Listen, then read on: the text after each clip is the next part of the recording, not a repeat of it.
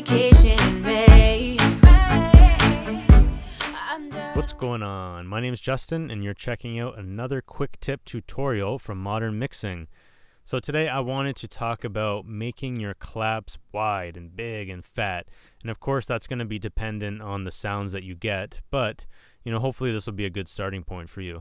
So I know like in the beginning stages of mixing, it's really, there's a lot of information to take in, and it's overwhelming, and a lot of it is you think that you need to do something to everything to make, the track sound good, but a lot of that's actually not true. And the more experience that I get and the more tracks that I work on, the more that I mix, I actually feel like I'm simplifying my process a lot more. I'm stripping things away. I'm taking things away. I'm getting rid of the unnecessary, because a lot of the times you actually don't have to do something to a sound. You just don't. You can blend it in, and with a little bit of massaging, you can get it to sound really good. So in this case, I'm going to be talking more about the concepts about this clap and how I got the sound, and not so much about the tip or the trick, because in this case, it's really not that important, because what I did to make this sound wider is, it's a very simple technique. But let me explain to you why I did what I did, and then hopefully you understand what I was trying to do, and then you can go and apply this into your tracks. So the first thing I did was with clap 1, it was primarily a mono sound. There was a little bit of stereo information, but I felt like clap 1 and clap 3, with those together and both of those in stereo, it had this nice thickening to it, because clap 2 was a mono sound and that one was kind of going straight up the middle. So I figured if I could somehow get clap 1 and clap 3 to coexist together, to sort of fuse themselves together into a stereo sound, that could be a really good support for clap number 2. So clap number 2 would be the mono source, and then clap 1 and clap 3 would almost be a stereo layered sound, so that would give the fatness and the fullness to the overall clap sound. So let me show you with clap 3, because this one came in stereo. It's just the way I got it. I'll play it for you.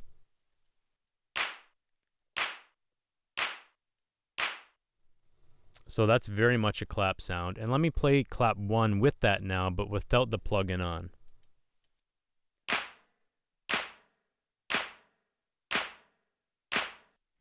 It sounds okay, and there's a little bit of a delay to it as well, so it kind of comes after, a tiny bit after clap number 3. Now let me turn this into stereo here, and you can see what it sounds like.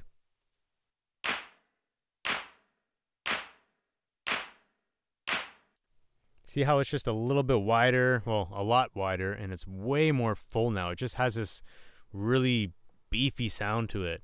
So now I'll play clap number 2 in solo so you can hear what that sounds like on its own.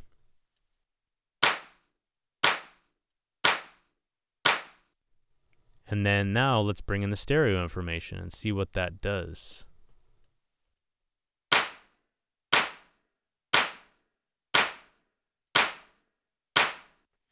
So now you have this big wide clap sound, again with clap number 2 being the main sound that you're going to hear when you listen to the record, and then the other 2 claps are that's supporting and that are supporting that clap, and they're in stereo, so they're kind of wrapping themselves around clap number 2. They're sort of hugging it and making it sound beefier and fatter and fuller. So I'm going to show you what I did. It's very simple. To get this in a stereo, all I did was put the doubler on it. And again, I'm very simple when it comes to what I do. All I did was I turned this high frequency shelf here off, and I left the left channel and the right channel delay in stereo, so left and right, and then I turned the direct signal off, so that all you're hearing is the left and the right channel stereo information. You're not hearing anything come up to center, and the delay I left stock and the tune I left to stock. So again, it's very simple. I'm not doing anything complicated here. You don't have to use 10 plugins to achieve a stereo sound, and it's all about how everything works together. So now I feel like clap 1, 2, and 3 work a little bit better together than I did before, and now the sound, the overall clap sound, is a lot fatter and a lot fuller. So what I'll do is I'll play it. First I'm going to play without the song on, and I'm going to play the clap number 1 in mono, and then I'll turn it on to stereo, and then what I'll do is I'll turn the record on so you can hear everything else, and you'll hear the difference of what that sounds like. And again, you're not going to hear a huge night and day difference, but it's all these little subtle things that you do to the mix that make a big difference in the long run. So let's check this out now.